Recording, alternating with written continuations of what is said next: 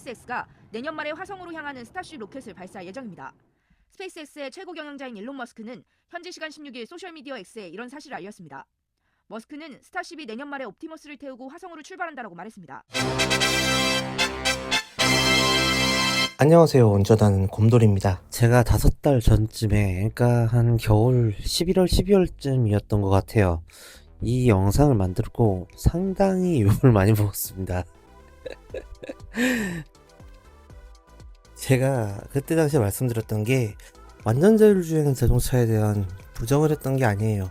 다만 이 완전 자율주행 자동차가 나와도 레벨 5단계로 출시를 하게 되면 모든 사고들에서 일단 너도 나도 다 제조사 책임을 물을 거거든요. 그럼 엄청나게 혼란이 올 겁니다. 테슬라하고 자동차 보험사 간에요.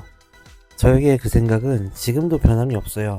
그냥 테슬라 또는 자동차 보험사가 먼저 처리하고 자기들끼리 공방전을 벌이는 게 그런 식으로 갈 수도 있지 않느냐. 근데 굳이 왜요? 제조사 입장에서 그런 리스크를 뭐하러 떠안습니까? 왜냐? 누누이 말씀드리지만 테슬라는 자동차를 만드는 자동차 브랜드가 아니에요. 테슬라는 항상 뭐다? 스페이스X를 위한 일종의 캐시카우 브랜드입니다. 제가 이렇게 일을 하면서 많은 사람들을 만나는데요. 테슬라 본사분들 또는 아니면 코리아 분들과도 접촉해서 얘기하는 경우들이 있었고, 테슬라뿐만이 아니라 BYD라든지 아니면 여러 상하이 모터스라든지 앞으로 우리나라에 어떻게 모빌리티 시장이 변화할지에 대한 그런 여러 가지 정보를 들을 수 있는 분들과도 많이 만나고요. 앞으로의 모빌리티 정책과 관련된 법률 제정이라든지 이런 부분들과 엮여있는 정부기관 관계자분들과도 종종 얘기할 기회가 있습니다.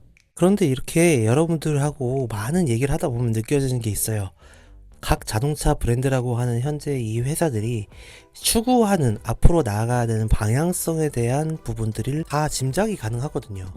자, 그런 관점에서 제가 테슬라가 안 된다라고 얘기했던 몇 가지 이유가 있어요. 이건 아주 근본적인 이야기인데요. 자, 자동차라는 이동수단은 테슬라를 떠나서 근시일 내에 대폭 감축이 될 겁니다. 상당히 돌아다니는 자동차의 수가 많이 줄어들 거고요. 교통 인프라, 도로 설비라든지 이런 부분들도 지금만큼 비용 투자를 많이 하지 않을 거예요. 이 사건은요, 굉장히 큰 변화를 가지고 올 겁니다. 일단 자동차 회사들도 당연히 줄어들 거고요. 그렇게 되면 근로하시는 근로자분들, 공장에서 이제 생산 라인에서 조립하시고 이런 근로자분들 당연히 일자리가 많이 줄어들겠죠.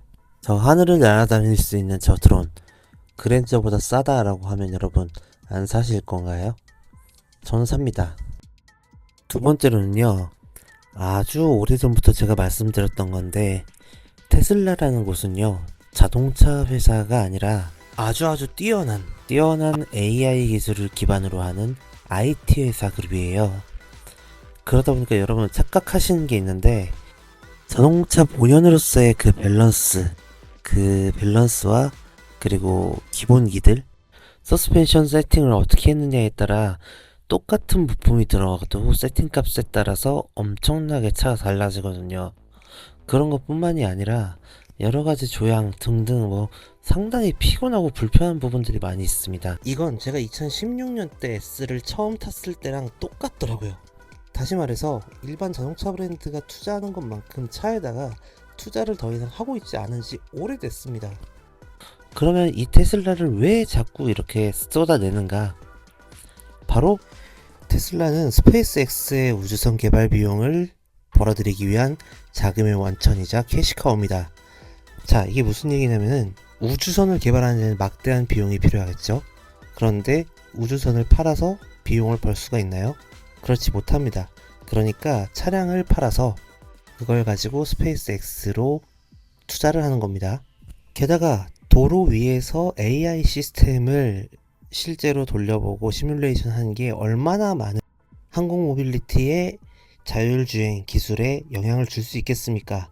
이미 사실 테슬라에 들어가는 FSD 같은 경우에는 우주선에 탑재할 계획뿐만이 아니라 이미 테슬라 산하의 자회사나 계열사 등등의 적재적소에 투입돼서 업무를 하고 있습니다. 자, 그럼 일론 머스크가 최근 들어서 도널드 트럼프 미 대통령이랑 굉장히 가깝게 지낸 이유는 또 뭘까요? 아직까지는 스타링크 위성이 지상국과 주고받는 전파가 먼 우주에서 들어오는 전파를 방해할 위험이 크다는 겁니다. 최근엔 스타링크 등 위성이 실제 우주 관측에 쓰이는 대역 전자기파를 방출해 관측 결과를 오염시킨다는 연구 결과도 나왔습니다. 위성으로 인한 피해를 줄일 방안을 찾기 위해 회의를 열고 스페이스X와 협의 중입니다. 자, 일론 머스크가 궁극적으로 꿈꿔하고 있는 스페이스X, 그 첫 번째 단계인 스타링크 위성 알고 계시죠? 이 스타링크를 우리가 지구 궤도 위에다가 보내놓은 게 약 전체 위성의 4분의 1가량을 차지할 정도로 어마어마하게 올려놨어요. 이러다 보니 유럽을 비롯한 각국에서 통신망에 대한 통신장애가 발생되는 경우들도 있고, 그래서 법률적인 다툼이 있는 경우도 있고, 여러 가지로 질타를 많이 받았던 상황이에요. 그런데 이 문제를 아주 쉽게 해결해 줄 만한 사람이 누구냐? 바로 도널드 트럼프거든요.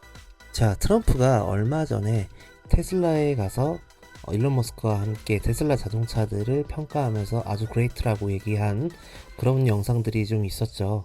자, 트럼프 대통령 당선된 이후로 포드라든지 아니면은 쉐보레라든지 자국에 있는 완성차 자동차 브랜드 가서 격려의 메시지 남긴 적 보신 적 있으신가요? 없습니다. 그럼 여러분, 테슬라를 구매한 사람들은 이 사람들 눈에 보면 뭐다? 스페이스X의 부품값 내주는 사람 정도의 사람들인 거예요. 나는 그래서 테슬라 하는 사람들 보면 솔직히 잘 이해는 안 됩니다. 하지만 제 돈 주고 사는 거 아니니까 뭐라고 하지는 않을게요. 오늘 영상 여기까지고요. 오늘 영상도 유익하셨다면 구독과 좋아요 부탁드리도록 할게요. 다음 시간에 만나요. 안녕.